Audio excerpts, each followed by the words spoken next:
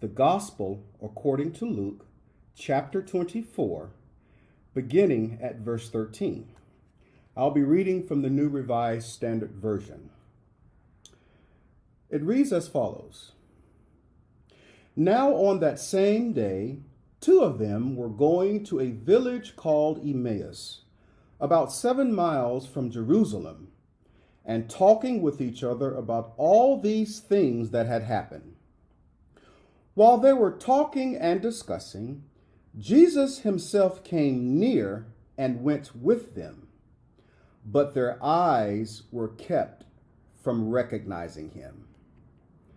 And Jesus said to them, "What are you discussing with each other while you walk along?" They stood still, looking sad. Then one of them, whose name was Cleopas, answered him, "Are you the only stranger in Jerusalem who does not know the things that have taken place there in these days?" Jesus asked them, "What things?" They replied, "The things about Jesus of Nazareth, who was a prophet mighty in deed and word before God and all the people, and how our chief priests and leaders handed him over to be condemned to death and crucified him. But we had hoped that he was the one to redeem Israel. Yes, and besides all of this, it is now the 3rd day since these things took place. Moreover, some women of our group astounded us.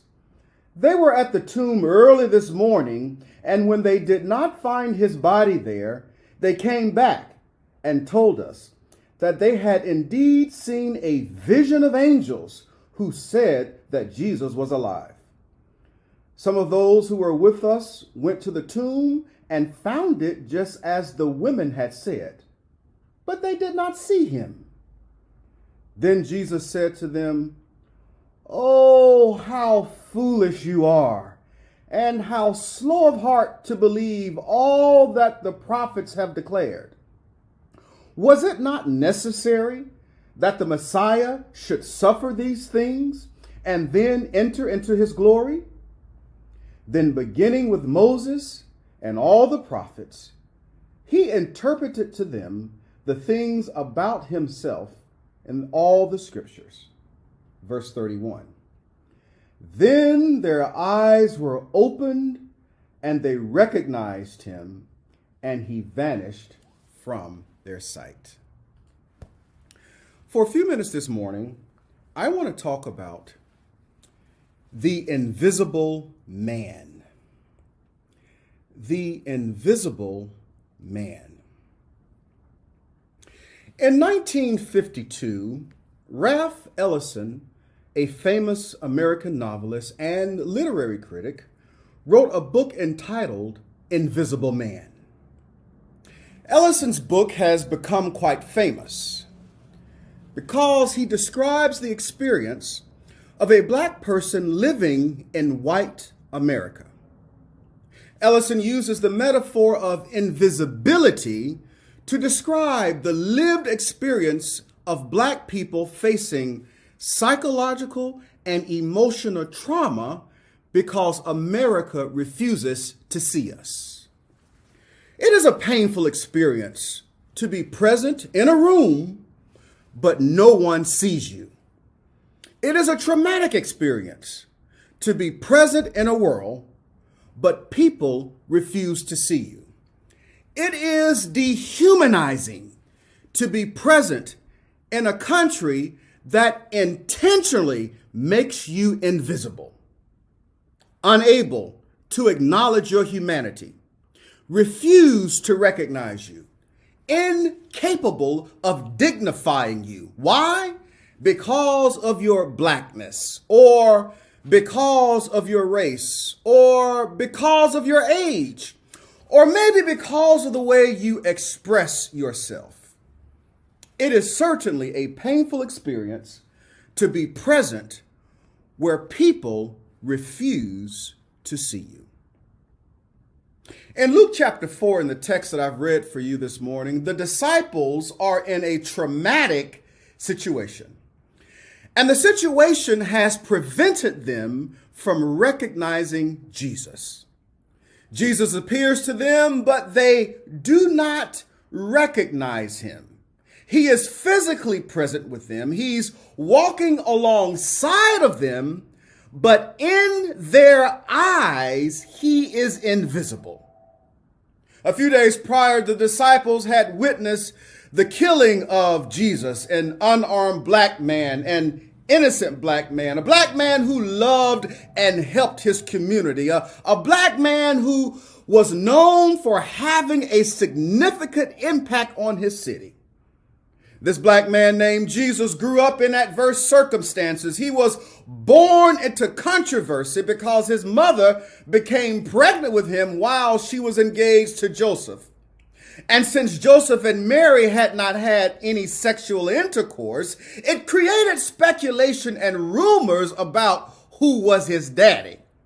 So Jesus lived life addressing the issues of his community, speaking truth to power, confronting corrupt politicians, protesting injustice, denouncing unjust policies, eradicating systemic poverty, providing universal health care for the sick, challenging the elite who took advantage of the poor, and starting a religious movement where people were liberated from social, economic, and spiritual oppression. But unfortunately, this black man was killed, and in the words of James Cone, he was lynched. These two disciples in our text this morning had witnessed a state-sanctioned execution where people gathered, they watched, they cheered on, and championed the killing of an innocent black man. And while these two disciples were walking to a small village called Emmaus, they were talking about everything that they had witnessed. They had walked this road before, but this day was very different because it was an emotional day.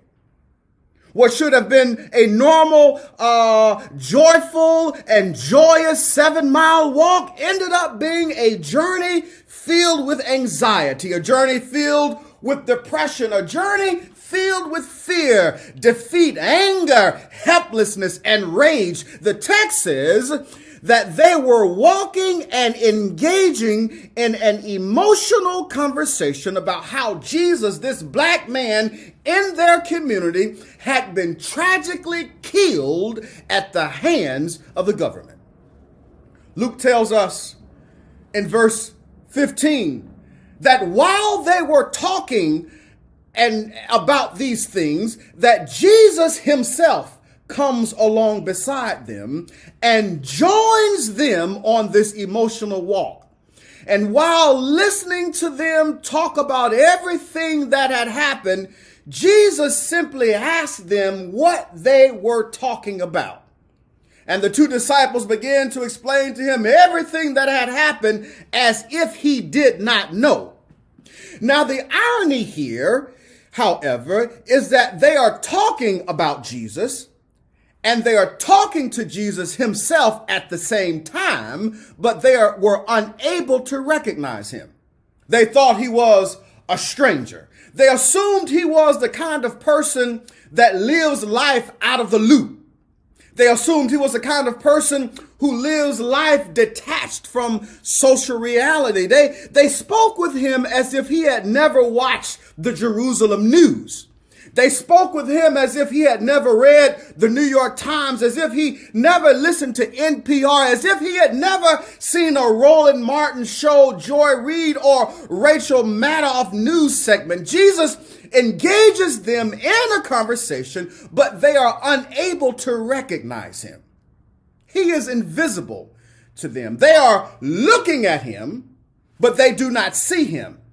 They are talking to him, but they do not recognize him. They are engaging in conversation with Jesus, but they are unable to recognize that person they are talking to. They are unable to recognize that the same person to whom they are talking is Jesus. Unfortunately, these two disciples are looking at Jesus and talking to Jesus, but something is preventing them from seeing him. Isn't it amazing how people can look at you but don't see you? Isn't it amazing how people can see you but not recognize you? Isn't it amazing how people can talk to you but not embrace who you are? According to Ralph Ellison, black people in America are invisible to white people. It isn't because we are not physically present.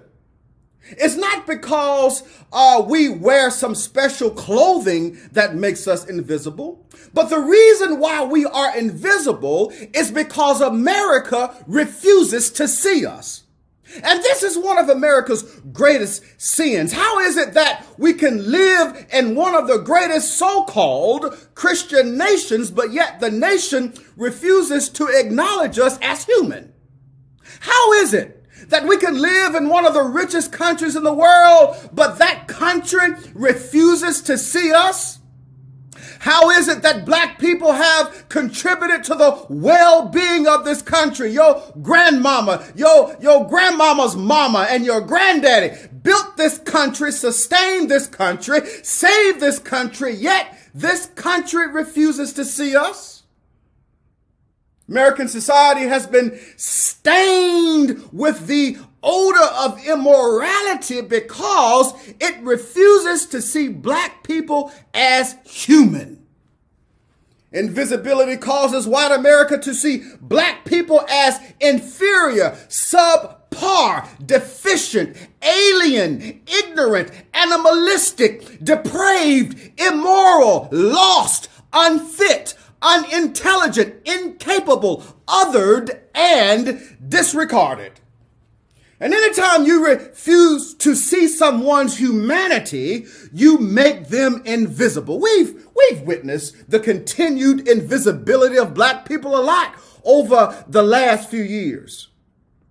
And the last few days, we again have witnessed the invisibility of black people through the state-sanctioned killing of, for instance, Dante Wright. Yeah, Dante Wright, a 20-year-old black male whose mother happens to be white, was pulled over by 48-year-old Officer Kim Potter. Potter pulled Dante over because of expired license plates. But the story ends by the former Officer Potter shooting Dante with her gun, and she claims that she thought it was her taser. And this happens the same week as the country is seeking justice for George Floyd. How is it that black bodies are often carried away in a coroner's van because white police officers refuse to see black bodies as human? Why is it that Dylan Roof walks into a black church, kills black people while in worship, but walks out alive, put in handcuffs, and taken to Burger King for lunch? How is it that the Bundy family can organize a militia, engage in a standoff with the FBI for 41 days, and they all walk out to live to talk about it? Carol Anderson, in her book, White Rage, describes the reason for this. And Anderson argues that white America is uncomfortable with the concept of blackness. And as a result, it problematizes blackness through legislation, through our educational system, through our housing practices, and even through our voting and election procedures. It is the concept of white rage that causes white America to set up roadblocks which prevent the advancement of the black community. White rage. White rage. White rage is psychotic. It is sinful. It is a mental disorder that makes people create false beliefs and false narratives about black lives. And it causes them to lose touch with reality and act on their deeply held beliefs that black lives are commodities that need to be conquered, that black lives are commodities that need to be tamed, that black lives are commodities that need to be manhandled. America refuses to see black bodies as human because to America, black bodies are invisible. Jesus knew the disciples were unable to recognize him. He had not changed his appearance per se. He was the same person that they had always known. And although Jesus had taught his followers that he would suffer and be killed for his truth telling and be resurrected, the disciples struggled to believe him. Jesus knew the disciples believed false narratives about him, and he also knew they struggled to reconcile his death with his resurrection. So in our text, Jesus comes along beside these two disciples as they were walking on the road to Emmaus. He overhears their discussion, eases into the conversation, then probes them about the nature of their conversation. What are you talking about? And while listening to their responses, Jesus recognizes the tone in their voices. The disciples are sad. They are disappointed. They are helpless because their Messiah, Jesus, had been killed by a government-sanctioned execution. So in response, Jesus slowly begins to reveal himself. He takes the high road in the conversation. He could have pulled a power move and showed the nail prints in his hand, but he chose not to. Jesus simply reveals himself. Jesus doesn't condemn them for their unbelief. He simply reveals himself. Jesus doesn't compare them to the women who had already believed. Jesus doesn't say, look, you stupid group of men, how is it that you don't believe? But the women came to the tomb, saw the tomb was empty, saw the angels in dazzling clothes, yet they believe. But how is it that you don't believe? Jesus doesn't take that route. He simply reveals himself. After all, Jesus knew these two disciples had experienced as much emotional trauma as he had. So Jesus turns their long walk of sadness and depression into a long walk of clarity and revelation. Jesus doesn't demote them from being his disciples. Instead, he emancipates them from their inability to see. Yes, Jesus simply reveals himself. And as they walked, Jesus escorted them into understanding his purpose and mission. Jesus' revelation empowered them to see him not as a stranger, but to see him for who he was. Jesus' revelation equipped them to see that he is now the resurrected Messiah. Jesus knew they were unable to recognize him, but that did not hinder him. Jesus simply revealed himself. The man who was once invisible to them is now the same man who opens their eyes and corrects their inability to see. Jesus simply reveals himself. The resurrected Messiah brings revelation and understanding to the minds of these two disciples. And the Emmaus Road then became the place where Jesus transformed their thinking. No longer was he an invisible stranger, but he was now the greatest prophet, the greatest liberator, the greatest emancipator, but most of all, the resurrected Messiah. Jesus opened the eyes of these two disciples as he explained to them how his suffering, how his death and resurrection was orchestrated in the Torah and the prophets. Jesus emancipated these two disciples from their inability to see. He expanded their thinking by engaging in conversation. These two disciples, walking to Emmaus, began their journey unable to recognize Jesus, but ended their journey recognizing him as the resurrected Messiah. Their conversation about him changed. Jesus simply revealed himself. Does a kind of society exist where black bodies are no longer invisible? Does a kind of society exist where black bodies are not treated as a threat? Does a kind of nation exist where driving while black ceases to be a death sentence? Does a kind of world exist where white power withdraws its strategic purpose of destroying black lives? Does a kind of world exist where government-sponsored and government-sanctioned attacks on black bodies are eradicated? I want to submit to you today that the Spirit of God equips us to see black bodies as valuable in the sight of God. In fact, God does not make any mistakes. God creates all people in God's image. In fact, God placed his DNA, God's very breath, God's essence, God's the quintessential nature of God is in place inside of all human beings. And God values and sustains that which God has created.